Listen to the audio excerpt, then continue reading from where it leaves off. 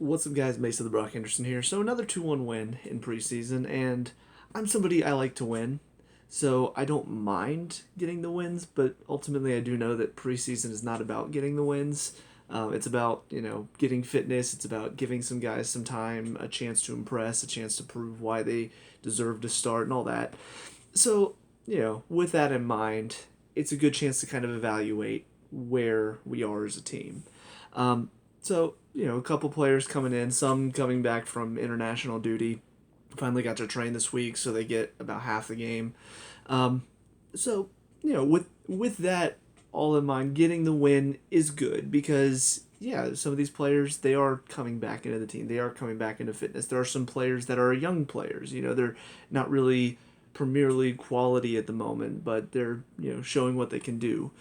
So some ups and downs, goods and bads, and all of that good stuff. But first, I want to talk about Tuchel and the team that he picked and the players he decided to give a chance. Now, on the one hand, I get it. You got Werner coming back. You've got Batshuayi coming into the team as well, and of course you still have Abraham. And those are kind of, I think, the three that he's looking to evaluate at the moment. But it still does disappoint me a little bit that Broja doesn't get a chance. And he does typically play with one striker. He did give two a chance.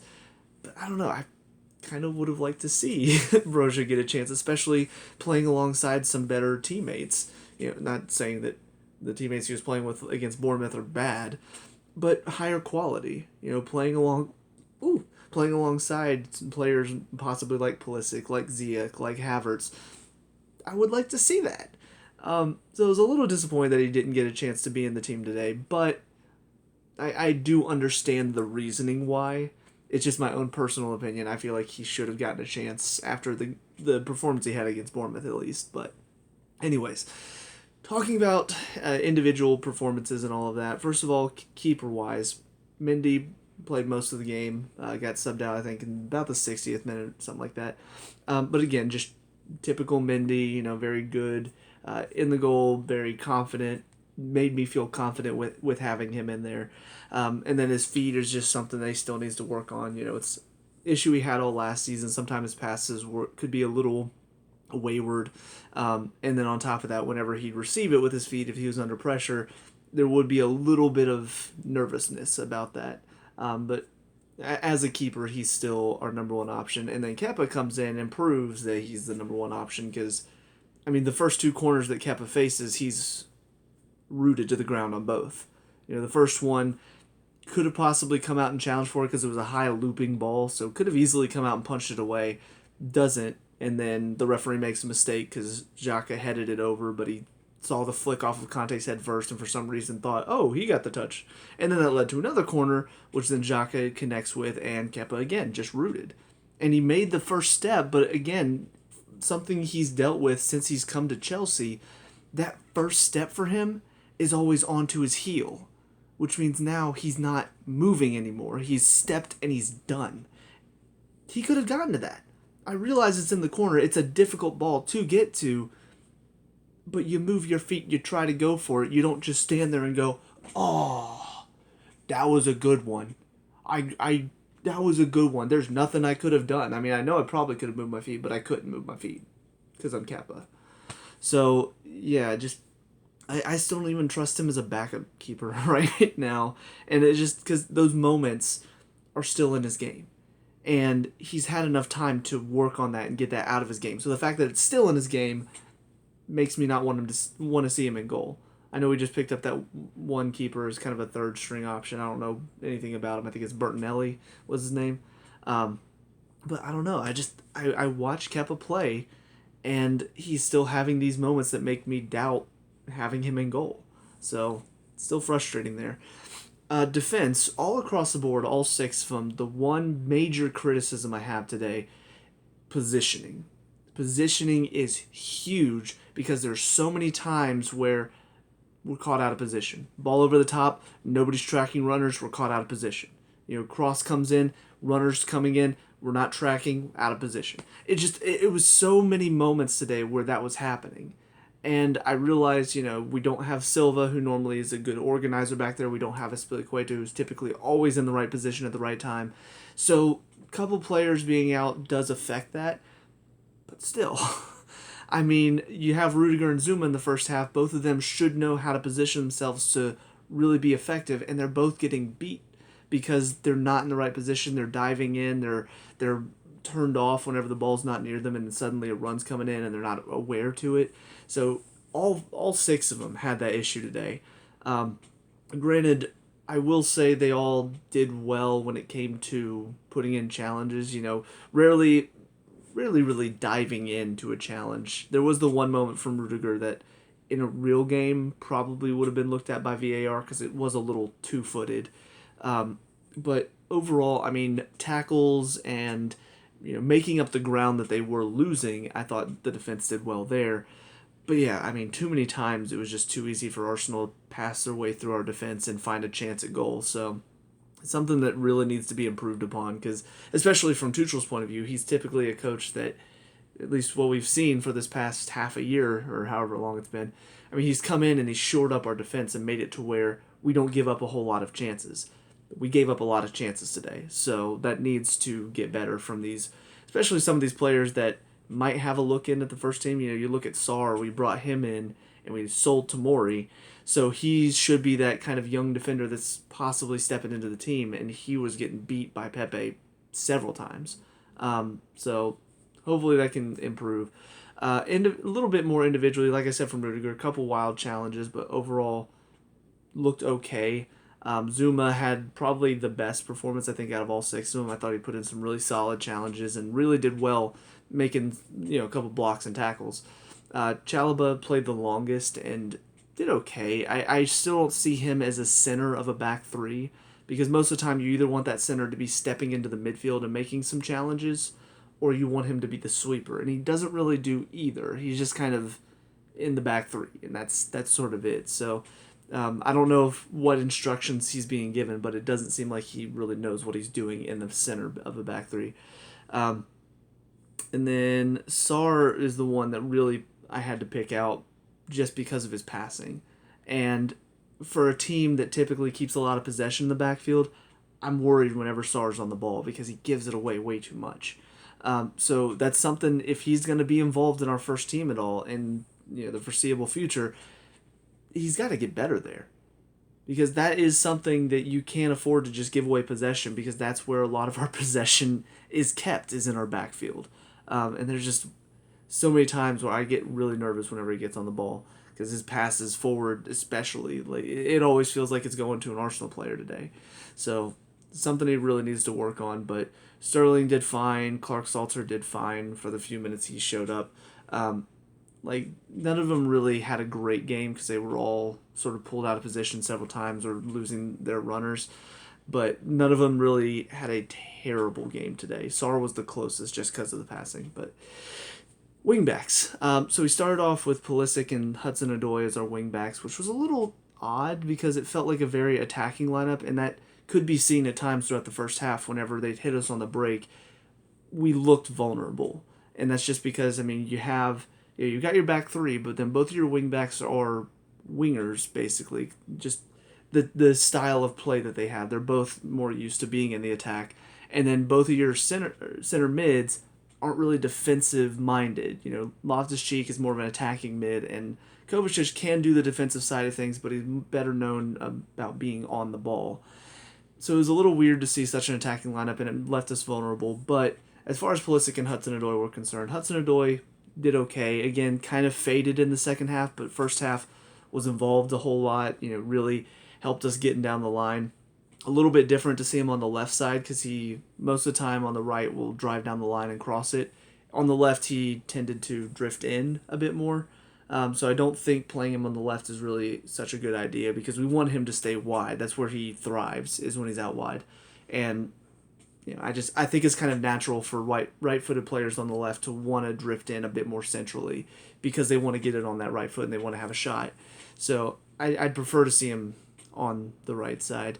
And Pulisic, not really a wing back. He's much more of a winger, I guess.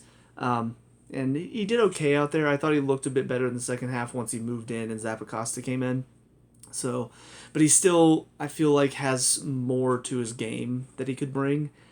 He's still not really taking that space as well as he could. It seems like he's still a little playing conservative right now. He's not really taking it to the other team. So I'd like to see him take a few more risks here and there and actually try to take on a couple players. But maybe it's just because it's preseason, he doesn't want to do too much risky stuff and get called out for it. But I also feel like if you're not doing that risky stuff and you're not really providing enough for Tuchel to say, yes, I want to see more of that. So kind of a double-edged sword, and I get that, but for the talent he has, he should be providing us more. And then the wingbacks that came in, Baba Rahman and Zappacosta. Zappacosta did okay, couple good runs, couple good moments on the ball where he's providing some decent passes. Defensively, hit or miss. And then Baba Rahman, kind of the same thing, a couple moments where he got involved in the attack and he looked good on the ball, and then a couple moments where he had some good defensive challenges. But both of them just, I don't know, they don't feel quite good enough. And obviously, you got Chilwell, you got James. Those will probably be the players in. I don't think they're going to be challenging them for spots.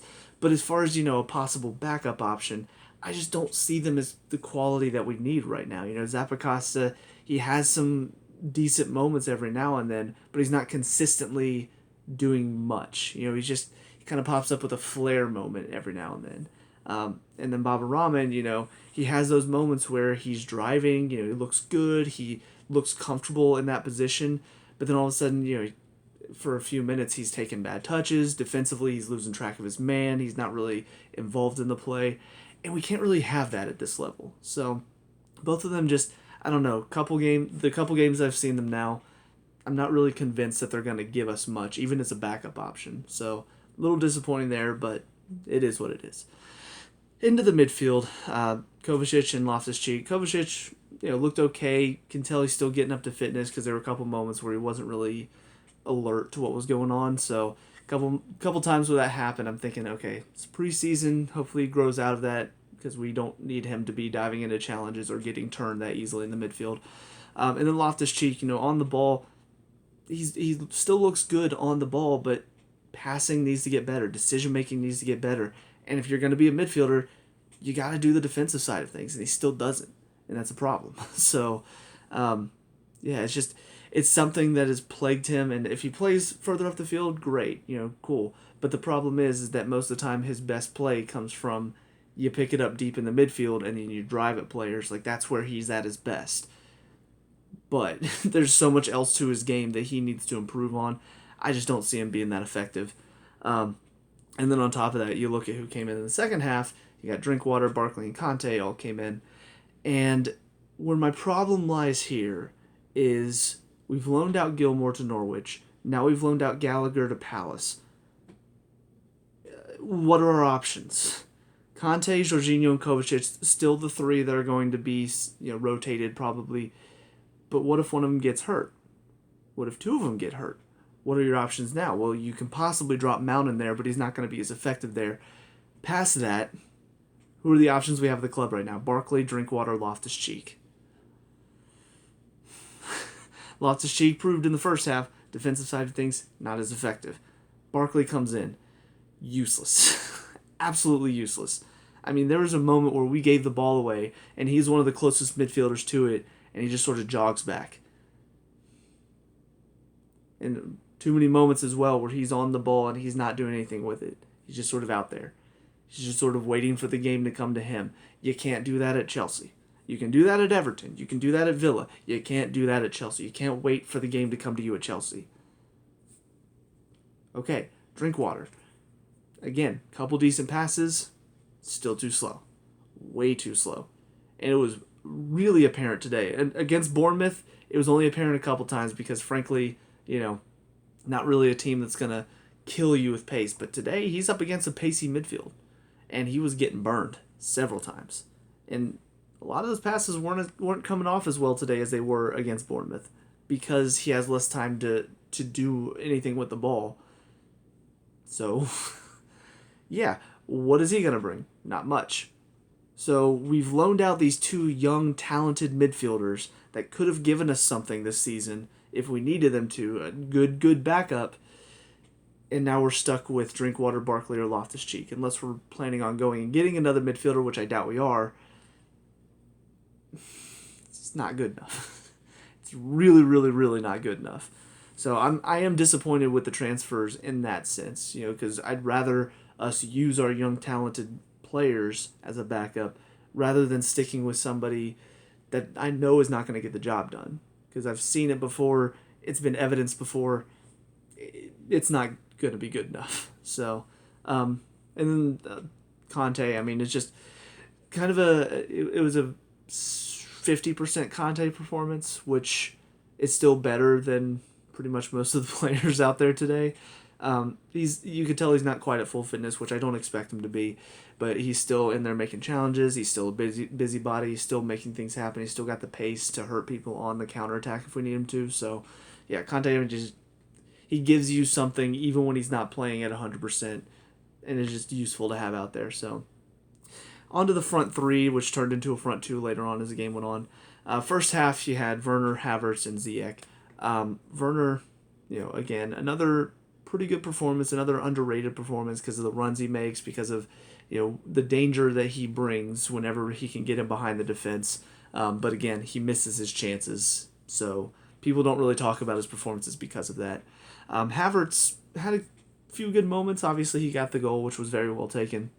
But, it was okay. I've seen him play better. Obviously, he's probably still coming back into fitness. But overall, for his first game of preseason, I thought he played pretty well. He kept the ball in the tight spaces well enough and looked to keep the passes moving pretty well. And then Ziyech. Overall, you look at the whole of the game, played well. He was energetic. He was making things happen. Really good passes to kind of set us up on dangerous attacks. But it all gets negated because I don't care if it's a preseason game. When you're a team that is very low on confidence when it comes to finishing, and you decide to be clever instead of finishing the goal, I take issue with that. That for me was just every good thing he did in the first half. When it came to that one moment, it kind of all got wiped out of my mind. Because I'm thinking, we're 1-0 up. We have a young back line in, which means probably going to give up a goal eventually. And we're a team that lacks finishing quality most of the time. And we struggle with it. There's a mentality, I think, about the team that we are struggling when it comes to finishing.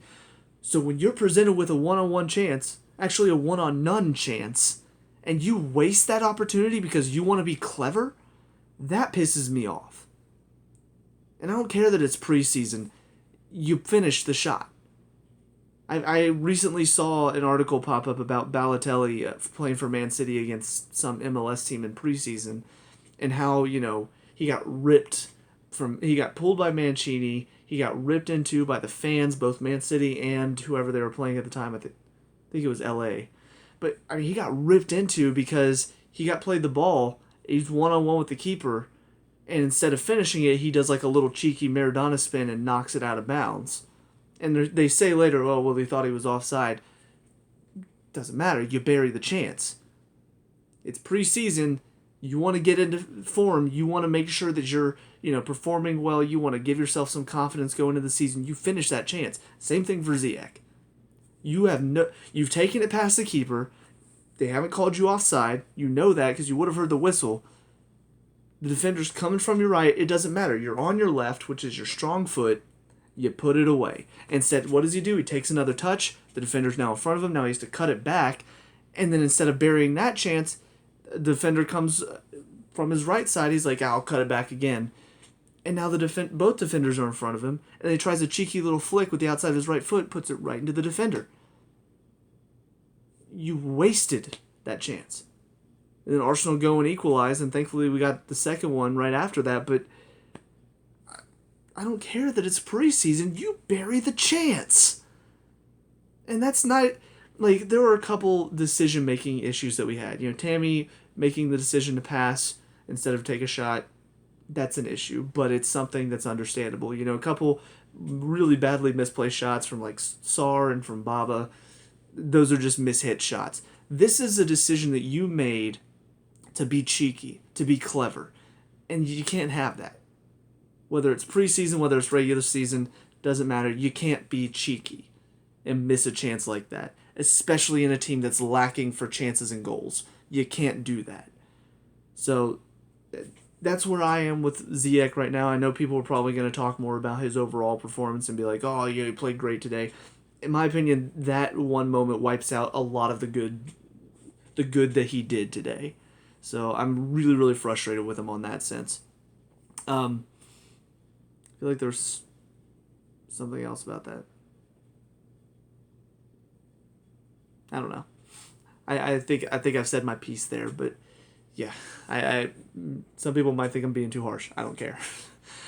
Be harsh because we can't be having that. But Abraham and Batshuayi come in as well, and they played more of a two-striker system after most of the subs that were made about the 60-minute mark, and Abraham came on 45 minutes and did okay. He had some good moments. Obviously, he's the one that took the goal, and he did well with that chance, which was good to see. But there's still some moments where I feel like the decision making has to be a bit better. He's got to see the opportunity and take it rather than look for another option. Because sometimes as a striker, you do have to be a bit selfish. I don't really have a problem with looking for that other option. But there are some moments where it kind of feels like now's the moment to be selfish, and he decides not to be. So, I don't know. It just there's good and there's bad with that, because there are going to be moments where he decides not to be selfish, and it turns out to be a great pass and leads to a goal. Cool. But then there are going to be moments where you feel like he's got the chance, he could put it possibly far post past the keeper, but instead he looks to kind of cut it back to somebody else, and then the defender picks it off of him, and then all of a sudden the chance is wasted. So, yeah, he's still a young striker, so he's still learning. He's still getting that experience. So I do think it's something that he can get into his game.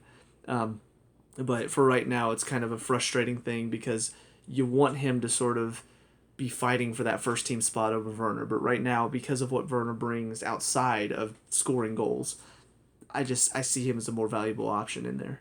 And then Batshuayi came on as well and looked energetic, looked lively, but he's always been that type of striker that looks good, but ultimately, wastes so many chances. How many chances did he have late on where good laid back ball right to him and he's just blasting it right into a defender instead of picking his spot?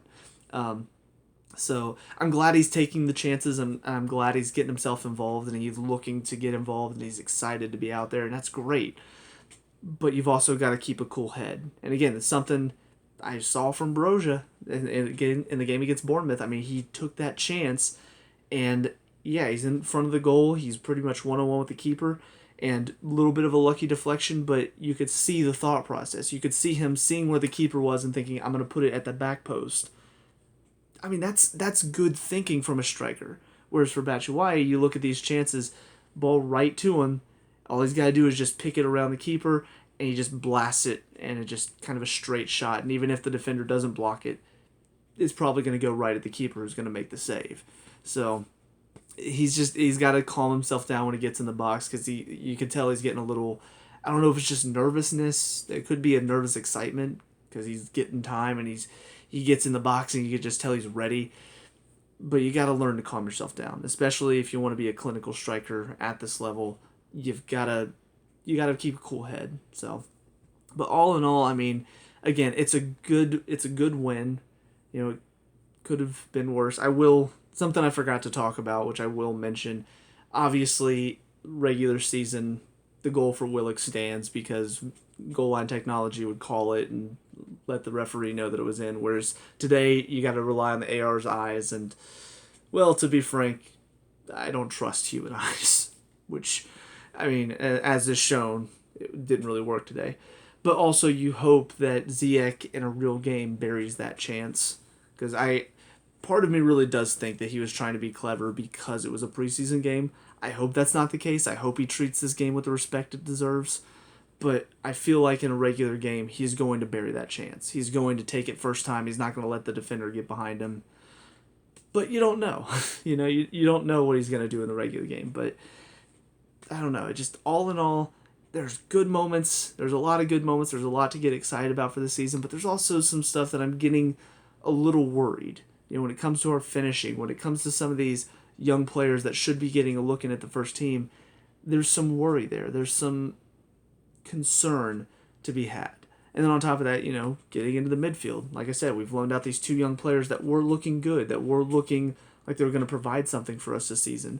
Now we've loaned them out, and our backup options aren't that great, and they're not really performing that well in this preseason. So, I don't know.